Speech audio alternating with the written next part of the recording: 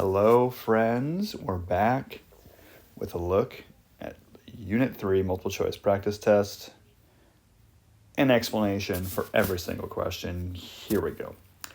Number 1, which is the closest molar mass of potassium bromide? Potassium's about 40, bromine's about 80. So the correct answer for this one is 120 grams per mole. We're basically done. Number 2, what is the closest number of moles of nitrogen gas in molecules? Nitrogen is a sneaky 7, so that's why it says molecules there, not atoms. 9.05 times 10 to the 23rd. I mean, a lot of these you could kind of do in your head, but the setup for this one would be 9.05 times 10 to the 23rd molecules, and there are 6.02 times 10 to the 23rd molecules for 1 mole, but again, you can probably do that in your head. You can just take 9 divided by 6, and it is roughly 1.5. Next, what is the closest number of grams in 0.5 moles of carbon dioxide gas? Again, you have a fair amount of time for this multiple choice, but a lot of these could be done in your head. The molar mass of carbon dioxide is 44 grams. So if you take 0.5 moles and then you use the molar mass, it's 44 grams per mole. You're just dividing 0.5 times 44, or 44 divided by 2, and then the correct answer is going to be 22. Next, closest number of grams. Here's where they're trying to get you. Notice that bromine here, atoms, it says only one bromine is not Br2, so you don't need to double it. Instead, you're just going with closest number of grams of 1.5 times 10 to the 23rd atoms of bromine. You can set it up, but again, you can sort of divide in your head too, right? It's just 6 divided by 1.5, but we'll set it up. So divided by 6 times 10 to the 23rd. This would be atoms. We know that for I'm writing my lap now, so this is like a giant disaster mess. So we know that there are 6.02 times 10 to the 23rd atoms in 1 mole. Oh, we're going to grams. That's on me. Sorry. So we might as well just keep going. And we say that 1 mole of bromine, molar mass of bromine, 79.9 we can call it. So let's go ahead and call it 80. Make our lives a little bit easier. So that would be, on your calculator, 1.5 times 10 to the 23rd times 80 divided by 6.02 times 10 to the 23rd. And we end up with about 20. So we're going to go with A. Next, number 5. I can determine or calculate an empirical formula from several kinds of data. Empirical formula, maybe the easiest question you get on here. What is an empirical formula? An empirical formula cannot be reduced, and so all of those can be reduced except B. Okay. I helped a couple people with this one in class today. Empirical formula is CH right there. And its molar mass is 52. So what is the molecular formula? So to do a problem like this, you'd first add up the molar mass of CH. So C plus H is 13. You do that grams per mole. And then you just take this number that they gave you divided by the 13. So 52 divided by 13, that equals 4. And then you multiply the original empirical formula by the 4. So instead of CH or C1H1, it's going to be C4H4. Number 7, what's the closest percentage of mass of potassium in potassium hydrogen carbonate? So find the molar mass of potassium hydrogen carbonate first. So let's see, potassium is 39.1. 39.1. And hydrogen's 1. And carbon's 12. And oxygen is 16 times 3. So the total molar mass, of course, a lot of these are going to be like, again, numbers you should be able to do in your head. It's basically 100. It's 100. Oopsies, that is not right. It's 100.1, but just call it 100 grams total for potassium hydrogen carbonate. And this question is saying, well, what is the percentage by mass of just the potassium? So take the potassium, the 39.1, and then divide it by 100. Again, basically 40, right? So we're going to go with 40 there for our answer. Don't forget, some nerd in the comments. Just kidding, there will be no comments. You can't let anyone know that you watch this. That was 7. Number 8. Number 8's like helped a lot of people with this one too in class today. This is straight up. There's a problem like this on the written, and this is like a little mini version of that. So 60 grams of oxygen and 5 grams of hydrogen, and we're just going to find out the empirical formula of this compound, and then 35 grams of nitrogen. And this one actually isn't that easy if I remember correctly. So convert them all to moles first. So oxygen is 16 grams, hydrogen's 1 gram, and nitrogen is 14 grams per mole. So we all know that 60 divided by 16 is 3.75, and 5 divided by 1 is 5, and then 35 divided by 14, of course, is 2.5, and then you're going to divide all of these by the smallest number. So this one is divided by 2.5, that equals 1. This one divided by 2.5 equals 2, and then 3.75 divided by 2.5 is 1.5. And ideally they'd all be whole numbers here, but as you can see the 1.5 is not. So to fix that, we're going to double all of them, and that will get us our same ratio, but it's going to be the lowest whole number multiple. So this would be 3, this is going to be 4, and this is going to be 2, and then we find that. So oxygen, hydrogen, and nitrogen, and looks like D is the correct answer. It's got nitrogen 2, hydrogen 4, and oxygen 3. We're basically done with this. Number 9, what's the total number of atoms in half a mole of ammonium per bromate? So first count up all the atoms. It's 1 plus 4 more there is 5. Is there a number on the outside of that? No. And then this is 6, and then 4 more is 10. So half a mole, 0.5 moles, should be, ooh, that's brutal. 1 mole is equal to 6.02 times 10 to the 23rd molecules, and each of these molecules has 10 atoms. So, I mean, again, you can kind of do it in your head, right? But if you needed to type it out, you could certainly set it up and do that. It's just that they're made to be a little bit in your head for this one. So it's going to be 3 times 10 to the 24th. And probably should have looked at the choices before I started typing in my calculator. All right, so now we're on to, now we're doing like actual yield and stuff. So what's the limiting reactant if you use 1 mole of each? Well, we know limiting reactant is where you divide everything by their coefficient. So if you had 1 mole of A and 1 mole of B, you don't need to write this out because you can probably just do it in your head, and 1 of C, and then you divide all 3 of those by the coefficients. So that the coefficient for A is 3, the coefficient for B is 1, and the coefficient for C is 5. Well, again, it should be pretty obvious that 1 divided by 5 is going to be the smallest number, and that's going to be your limiter. And so we just say the choice is C. Got a lot of questions on this one too in class. If you start with 10 moles of C, excess, this means you've got plenty of A and plenty of B. So we're not going to worry about A or B here. We're only worried about C. And it says in this question, how much of D and E do you make? And so you use the numbers from that balance reaction. So say 10 moles of C, and then you use the mole ratio. And we know that 5 moles of C give us, 2 moles of D.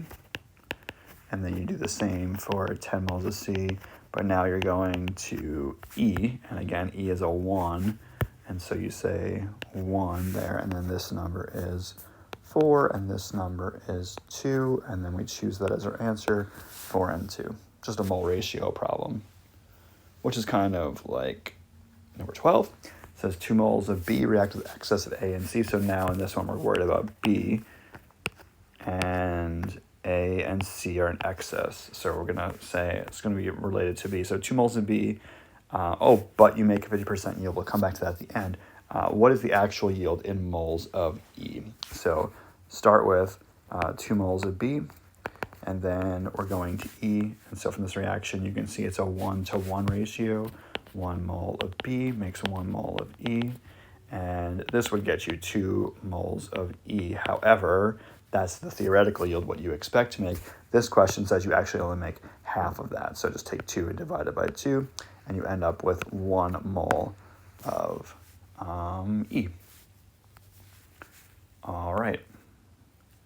What is the sum of the whole number coefficients when this is balanced? That's fun. So balance a combustion reaction alphabetically. So 3 carbons, 3 carbons, 8 hydrogens, 4 times 2 is 8 hydrogens. And then you've got 4 oxygens here plus 6 more right there. So that's 10, so you put a 5 here. And then this is asking you to balance, or what is the sum of all those coefficients? Don't forget there's a 1 here. That's part of the trick of this. So 1 plus 5 plus 3 plus 4 is a number? Why can't I math it? That'd be 14. Oh my God, that would not be 14. That would be 9, 10, 13. Okay, 13 makes more sense. There we go. Next, what is the closest number of grams in half a mole of sodium carbonate? Again, if you add up the mass of sodium carbonate, you'll find it's 23 times 2 plus 12 for carbon plus 16 times 3 for oxygen, and you end up with 106. And so you would say, well, what's half? Oh my gosh, not again.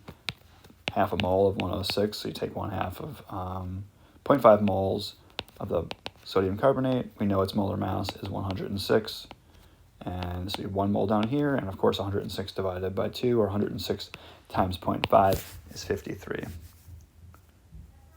We're doing so great. Let's keep going. What's the closest number of grams of sodium bromine produced? Sorry, I went 2 moles of sodium bromide decompose according to the following balanced reaction. So we're going 2 moles of sodium bromide, which is the NaBr. And we're going to just go with mole ratio first. So we're concerned about bromine, which is this one right here. So for every 2 NaBr, you get 1 Br2. And this question is specifically saying what's the gram amount. And so now you would need the molar mass of bromine. And from before, bromine's roughly 80.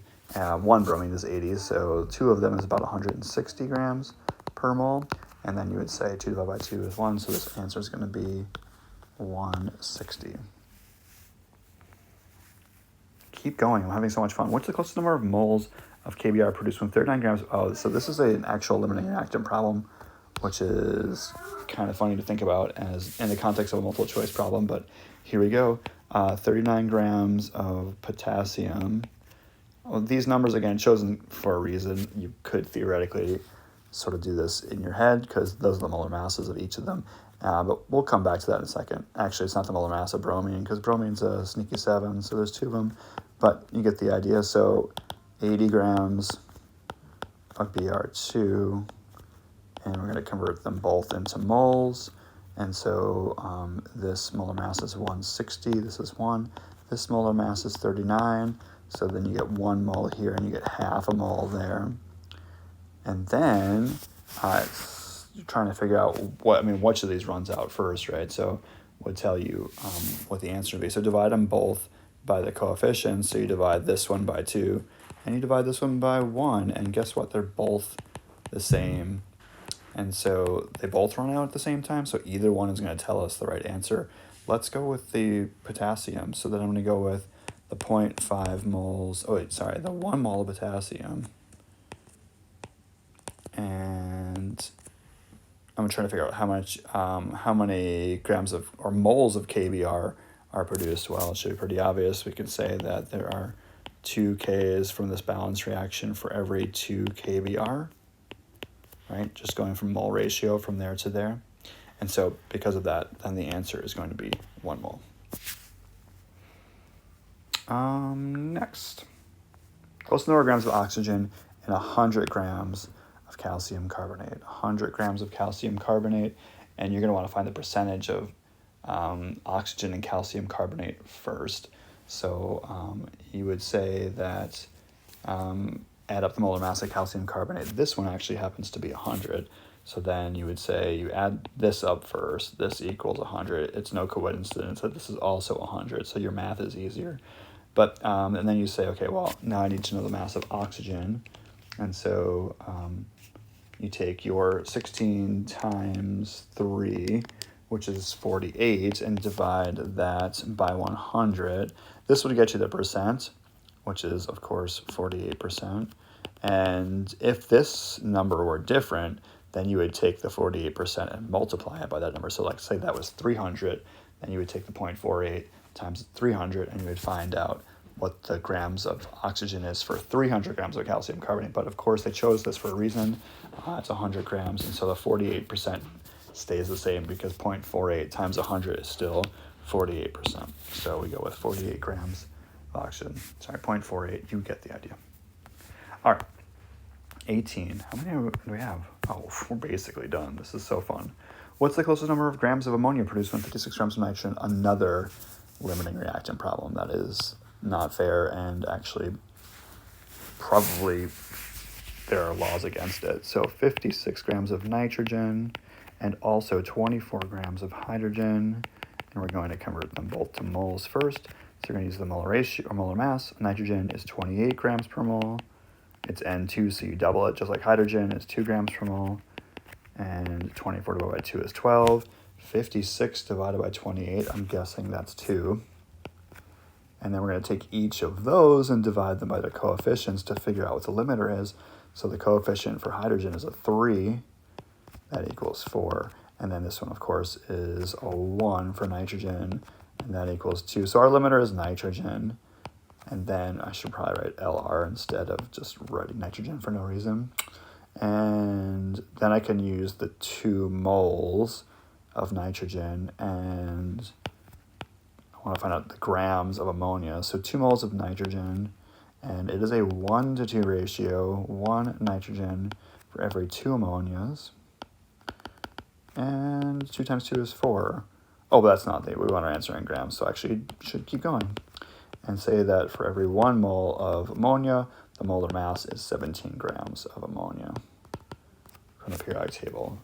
So 4 times 17 is 68, and that would be B for our answer.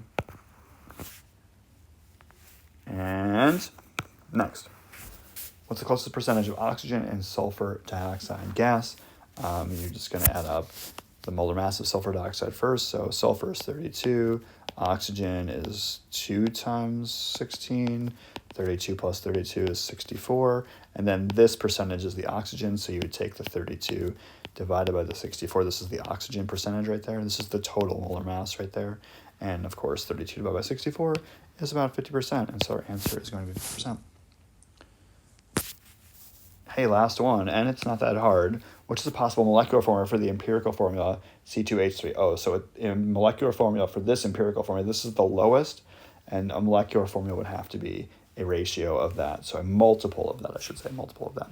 So it could be, C4H6O2. Is that on there? Oh, so close. Oh, 4, 6, and 2. Hey, it is on there. This one would be a good choice. C4H6O2. Multiply all of these ones by 2, and you get that.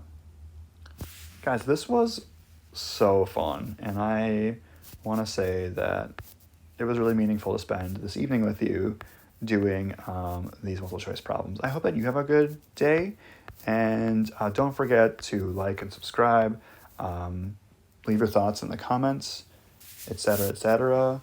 All the other catchphrases that I definitely know. Okay, bye.